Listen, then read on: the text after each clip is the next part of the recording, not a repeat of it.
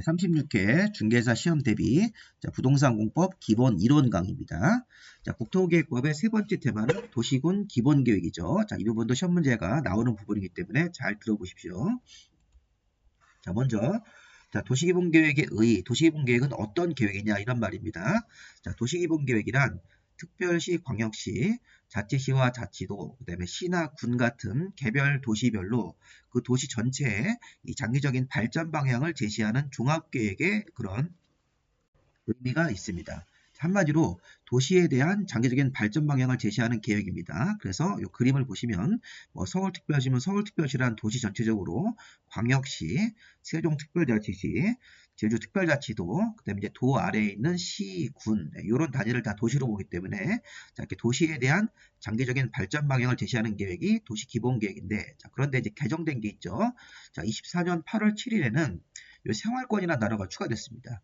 생활권에 대해서도 장기적인 발전 방향을 세워서 도시기본계획이라는 거로 인정할 수 있다는 것인데, 생활권이라는 게 뭐냐면 도시의 일부 지역입니다. 이 그림을 한번 보십시오. 여기 보시면 서울을 전체적으로 이렇게 대상으로 해서 서울특별시 도시기본계획이 수립되는 게 원칙인데, 서울을 이렇게 권역을 나눕니다. 도심권, 서북, 서남권, 동북, 동남권 나눠서 여기 동남권을 딱 여기를 생활권이라고 구분을 해가지고 여기에 대해서도 도시기본계획 수립이라는 것을 인정할 수 있다는 것입니다. 거기 개정된 사항입니다. 그리고 방법이 좀 구체적으로 들어가 보면 이렇게 되어 있습니다.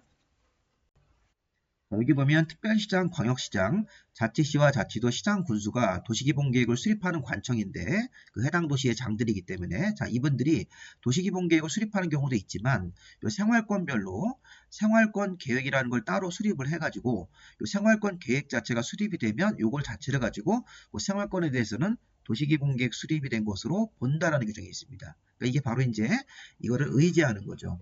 보시면 생활권이라는 걸 구분을 했습니다. 구분을 해가지고 생활권 계획을 해당 관청에 수립을 하면 이 생활권 계획 자체를 도시기본계획으로 인정을 해주겠다는 겁니다. 이런 식으로.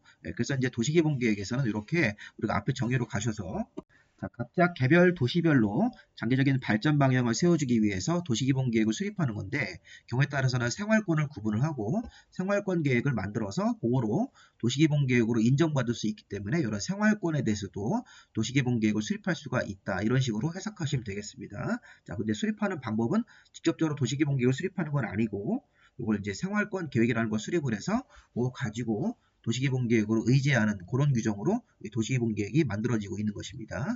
그리고 이제 여기서 비구속적 계획은 광역도시계획과 마찬가지로 이 도시에 대한 장기적인 발전 방향, 청사진을 제시하는 계획이기 때문에 일반 국민을 권리를 직접적으로 침해하지 않는 그런 성격이 있다. 그래서 권리를 직접 침해하면 구속적 계획인데 도시기본계획은 이렇게 방향만 제시하는 계획이기 때문에 비구속적 계획이라는 성격을 갖습니다. 이렇게 도시기본계획의 의의를 보셨고, 그 다음에 이제 또 본격적으로 도시기본계획 내용을 분석할 때는 수립 대상 지역을 봐야 됩니다. 수립 대상 지역. 이거 앞에서 한 얘기랑 좀 중복되지만 한번 보십시오. 도시기본계획 수립 대상 지역은 금방 봤듯이 도시 전체적으로 도시기본계획을 수립을 하되, 아까 생활권을 이렇게 구분해서 생활권 계획을 만들어서 도시기본계획으로 인정받을 수 있는 그런 경우도 있기 때문에 도시의 이렇게 일부 지역도 도시기본계획을 수립할 수 있는 가능성이 있다는 것입니다. 문제는 보시면 도시기본계획은 특별시, 광역시, 자치시와 자치도, 시, 군 이렇게 관할구역 안에서 도시기본계획을 수립하는데 이거 하나 좀 추가로 보십시오. 지역 여건상 필요하면 인접도시의 전부나 일부를 포함해서 도시기본계획 수립이 가능하다. 이때 인접시장군수 등과 협의를 해서 이제 인접도시를 포함해가지고 도시기본계획 수립이 가능하다는 겁니다. 도시기본계획은 서울특별시가 있으면 서울특별시 안에서 도시기본계획을 수립하는 게 원칙인데, 경우에 따라서는 인접시장군수, 서울시 인접에 경기도 성남시라든가 경기도 고양시 이런 지역들의 시장군수랑 협의해가지고 인접도시의 전부나 일부를 포함해서 도시기본계획 수립도 가능하다, 이렇게 범위를 좀 넓혀주는 경우도 가능하다는 겁니다. 시험에서는 도시기본계획은 특별, 광역, 자치시와 자치도, 시군 안에서만 수립하지 인접도시를 포함해서 수립하는 경우는 불가하다 그러면 틀립니다. 인접도시의 전부나 일부를 포함해서 수립이 가능합니다. 인접시장군수 등과 협의해가지고. 두 번째는 수립권자와 승인권자입니다. 도시기본계획 수립권자는 상당히 심플하게 6명으로 딱 정해져 있습니다. 자, 도시기본계획은 그 도시의 장기적인 발전 방향이기 때문에 이 해당 도시의 장들이 도시기본계획을 수립을 하는 겁니다. 자, 예를 들어서 국토부 장관이나 도지사 같은 관청은 수립권자가 될 수가 없습니다. 이렇게 특별시장, 광역시장, 자치시장, 자치도, 시장 군수만 자기 도시에 대해서 기본계획을 의무적으로 수립을 하는 겁니다. 근데 주의할 점이 뭐냐면 원칙적으로 도시기본계획은 그 개별 도시의 장들이 의무적으로 수립을 해야 하는데, 자, 수립하지 아니할 수 있는 임의적 수립이 있습니다. 자, 우리 공부에서 이런 거 나오시면 잘 보셔야 됩니다. 자, 도시기본계획은 수립하지 아니할 수 있다. 원칙은 의무인데 항상 우리 그 법 규정은 원칙이 있고 원칙에 대한 예외를 빼주고, 자, 예외가 시험 문제에서 나오는 겁니다. 자, 원칙적으로 수립을 하여야 한다. 의무인데 이 6명의 관청이 자기 도시에 대해서, 그런데 자, 다음의 시군에서는 수립하지 아니할 수 있다. 수립하지 않아도 괜찮다는 것입니다. 임의적 수립이기 때문에. 자, 일단 기본적으로 인구가 10만 명 이하가 눈에 보이네요. 자, 그런데 보니까 이 앞에 있는 조건을 모두 맞춰야 됩니다. 자, 우리 법조문을 해석할 때 수도권 외의 지역으로 이렇게 연결되는 겁니다. 광역시와 경계를 같이 하지 않고 인구 10만 명 이하의 시군, 그러니까 수도권. 자, 우리 공법에서 수도권이라고 하는 것은 서울, 인천, 경기도 전체입니다. 서울, 인천, 경기도 외의 지역, 즉 지방으로 가서 수도권 외의 지역으로 가서 광역시와 경계를 같이 하지 않고 인구가 10만 명 이하의 조건이 모두 맞으면 소규모 시군이기 때문에 도시기본계획을 의무적으로 하지 않고 수립하지 아니할 수도 있습니다. 세 가지가 모두 맞아야 되죠. 자, 그 다음에 또 하나는 관할구역 전부에 우리 앞에서 배웠던 광역도시계획이 먼저 수립되어 있고, 광역도시계획에 도시기본계획에 들어갈 내용이 모두 포함되어 있는 경우는 도시기본계획을 수립하면 중복돼서 같은 내용을 수립하기 때문에 도시기본계획을 수립하지 아니할 수 있다로 빼지는 겁니다. 자, 관할구역 전부에 광역도시계획이 수립이 되어 있고 해당 광역도시계획 안에 도시기본계획 내용이 모두 포함되어 있을 때는 도시기본계획을 수립하지 아니할 수도 있습니다. 자, 일단 우리 눈으로 볼 때 1번이 일단 중요합니다. 수도권 외의 지역이고 광역시와 경계를 같이 하지 않으면서 인구가 10만 명 이하의 시나 군 같은 경우는 도시기본계획을 수립하지 아니할 수 있는 조건이 맞기 때문에 1번이나 2번 중에 하나만 맞으면 기본계획을 수립하지 아니할 수 있습니다. 이거 되게 중요한 부분입니다. 다시 한번 보시면 도시기본계획은 특별, 광역, 자치시와 자치도, 시장, 군수가 자기 도시에 대해서 의무적으로 수립을 해야 됩니다. 수립하는 관청은 6명이 딱 정해져 있고 의무적으로 수립하는 건데 1번이나 2번 조건 중에 하나가 맞으면 도시기본계획을 수립하지 아니할 수 있는 임의적 수립으로 할 수도 있다는 것입니다. 자, 우리 승인권자라고 하는 것은 자, 시장 군수가 수립한 경우에 도지사한테 승인을 받아야 된다. 우리 법에 이렇게 써 있습니다. 자, 주의, 특별, 광역시, 자치시와 자치도지사가 도시기본계획을 수립하는 경우는 승인 신청을 따로 하지 않습니다. 상급자한테. 자, 승인은 상급자한테 허락을 받는 개념인데 아까 우리 수립권자가 6명이 있었죠. 여기 보시면 수립권자가 특별, 광역, 자치시와 자치도, 시장 군수인데 우리 처음 공부하실 때 관청의 서열을 좀 보세요. 여기 특별, 광역, 자치시와 자치도는 이게 서열이 2등입니다. 2등. 광역지방자치단체고 시장군수 같은 도시의정들은 기초지방자치단체고 서열이 3등이죠. 자, 그래서 우리가 이제 좀 차별적으로 특별, 광역, 자치시와 자치도지사 같은 경우는 승인 신청을 하지 않습니다. 수립한 다음에 자기 자신이 확정하는 거고 시장군수 같은 관청은 여기 수립을 할 때 수립하고 나서 상급자인 도지사한테 승인까지 받아야 되는 그런 규정이 있는 것입니다. 다시 돌아오시면 시장군수가 수립한 경우에는 도지사한테 승인을 받아야지만 도시기본계획이 확정되는 거고 특별, 광역, 자치시와 자치도가 수립한 경우에는 따로 승인 신청을 하지 않습니다.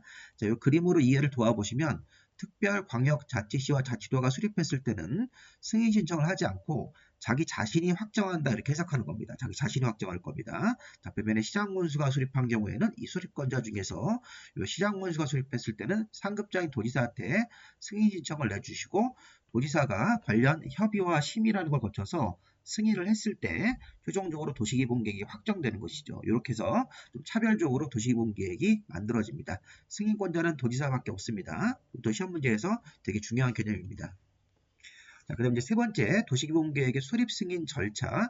우리가 앞에서 수립하는 대상 지역을 받고 수립권자라는 걸 봤습니다. 수립 승인 절차가 있는데 자, 수립 승인 절차는 광역도시계획하고 유사합니다.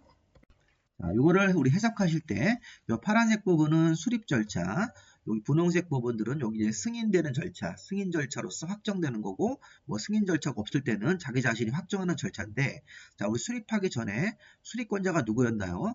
특별광역시, 자치시와 자치도지사, 시장군수가 수립을 하는 거죠. 자, 좀 전에 봤듯이 특별광역, 자치시와 자치도는 수립을 하면 자기가 직접 협의와 심의를 직접 합니다. 직접 해서 자, 확정을 하도록 되어 있습니다. 승인 신청하지 않고 시장군수가 수립한 경우에는 도지사한테 승인 신청이라는 걸 넣어서 도지사의 승인 절차를 진행해야지만 기본계획이 확정이 되는 거죠. 그래서 우리 이걸 해석할 때 이 승인 절차는 도지사한테만 올라가는 시장군수가 수립한 경우에는 도지사한테 승인을 받아야 되고 특별광역, 자치시와 자치도가 수립을 한 경우에는 직접 자기 자신이 협의와 심의라는 걸 거친 다음에 승인 없이 자기 자신이 확정을 하고 이 공고, 밑에 발표하는 공고까지 직접 한다고 보시면 되겠습니다. 일단 그렇게 먼저 좀 해석을 하시고, 자, 우리 앞에서도 조금 봤는데 광역도시계획에서도 봤죠.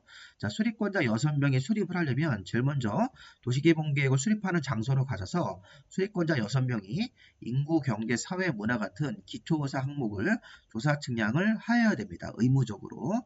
자, 근데 특이한 조항 하나 좀 보십시오. 자, 도시개발계획 수립할 때는 이런 것들을 의무적으로 조사 측량을 해야 되는데 기초조사 내용에다가 토지 적성 평가, 재취약성 분석이라는 걸 포함해서 도시기본계획 기초조사를 진행을 해야 됩니다. 자, 토지 적성, 재취약성 해가지고 성자로 끝나는 게 두 가지가 있으니까 이걸 이성이라고 부릅니다. 이성. 자, 도시기본계획을 수립할 때는 기초조사를 자, 의무적으로 해야 되는데 기초조사 내용에 토지 적성 평가와 재취약성 분석을 포함해서 도시기본계획 기초조사를 진행을 해야 됩니다. 자, 이 내용은 광역도시계획에는 없다. 이런 표현이 나오셔야 돼요. 여러분들 교재 같은 게 있을 때는 광역도시계획에는 이렇게 성자 들어가는 두 가지를 포함하지 않습니다. 도시기본계획 기초조사 할 때는 토지 적성, 재취약성 분석이라는 걸 포함해서 기초조사를 진행을 해야 된다. 이거 꼭 기억하셔야 됩니다. 시험 문제에서 이 부분 나왔습니다. 도시기본계획을 수립하는 경우에는 기초조사 할 때 토지 적성과 재취약성 분석이라는 걸 포함해서 기초조사를 진행을 해야 된다. 자, 그 다음 주민 및 관계 전문가 의견 청취. 자, 도시기본계획에 대해서 기초조사를 했으면 수립권자가 자, 공청회입니다. 공청회. 우리 앞에서도 봤듯이 공람이 아닙니다. 공람.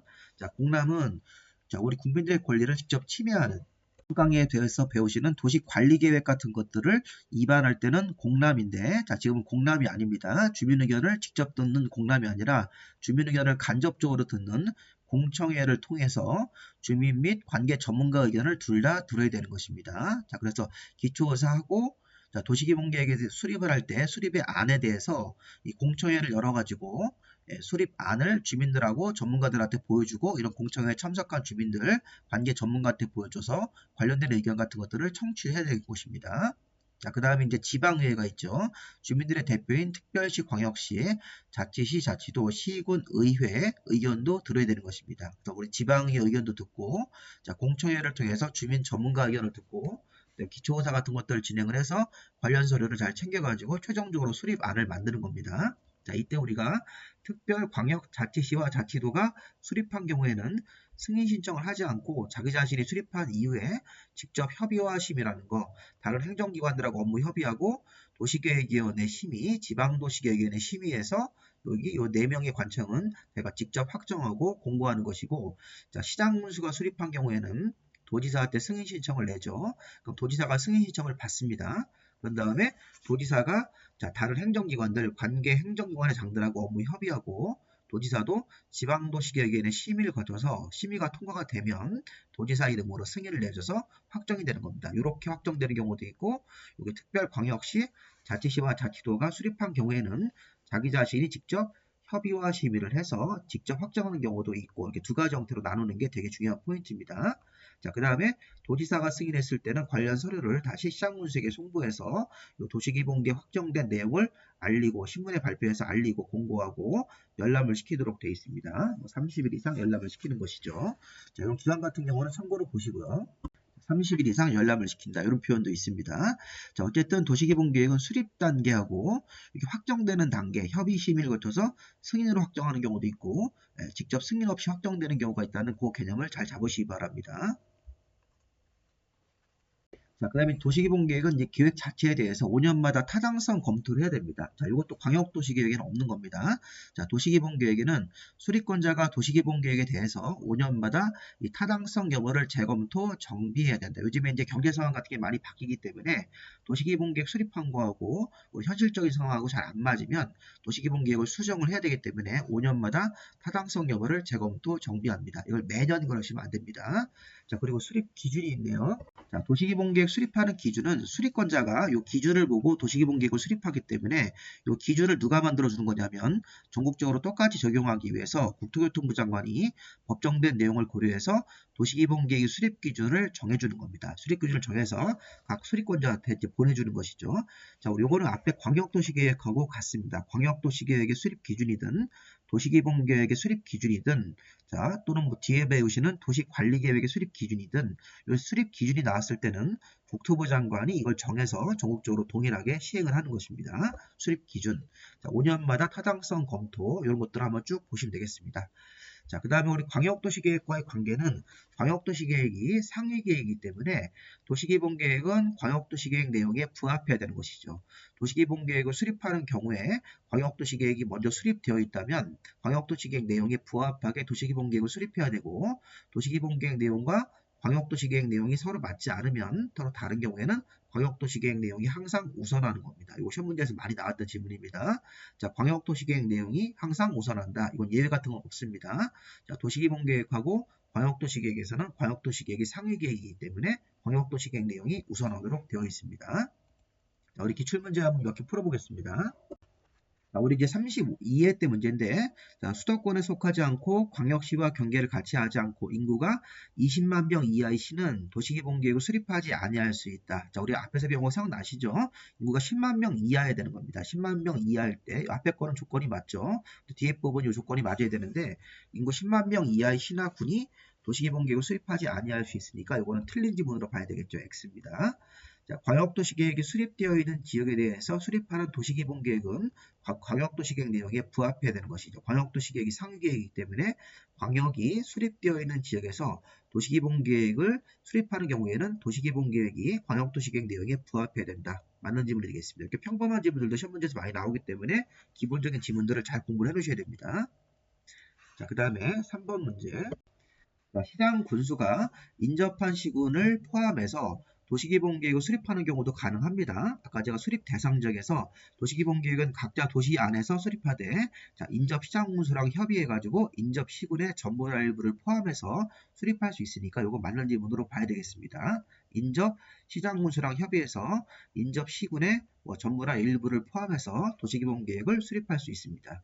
자, 4번 이거 좀 잘못됐죠. 시장군수는 매년마다 도시기본계획에 대해서 타당성을 재검토 정비하는 게 아니라 5년마다 타당성을 재검토 정비해야 된다. 이렇게 기본적인 내용들을 한번 봤습니다. 자, 여기까지 우리 마무리하겠습니다. 대단히 수고 많이 하셨고 구독과 좋아요를 부탁하셔서 부탁드리겠습니다. 자, 우리 공법 교재는 제가 밴드에 제가 운영하는 밴드 공법 배문안으로 검색하셔서 네이버 밴드 들어가셔가지고 가입하시면 자, 공지사항에다 제가 공법 기본 이론 자료, 핵심 이론, 심화요약집 같은 거 다 파일을 올려놨기 때문에 이거 확인해 보시고 기출문제도 제가 미리 올려놨습니다. 올려놨으니까 예상 문제, 공법 연습 문제까지 한번 다운 받으셔가지고 활용을 해보시고 심화요약집 같은 경우는 이게 그 페이지 수가 많습니다. 280페이지 정도 돼가지고 요거는 프린트가 어렵고 나머지는 다 프린트가 가능하기 때문에 모두 프린트해서 공부해 보시면 되겠습니다. 심화요약집 구입이 필요하신 분들은 저한테 문자로 이메일 주소 주시고 요 기본 요약집 요겁니다. 그 다음에 핵심 요약집 같은 거 요거고 다 이건 프린트해서 볼 수 있는 그런 분량이기 때문에 프린트해서 보시고 공부가 잘 돼서 심화이론까지 보고 싶다 그러면 이런 심화이론집 같은 것들은 별도로 구입이 가능하니까 구입에 대해서도 문자 주시면 되겠습니다. 여기까지 마무리하겠습니다.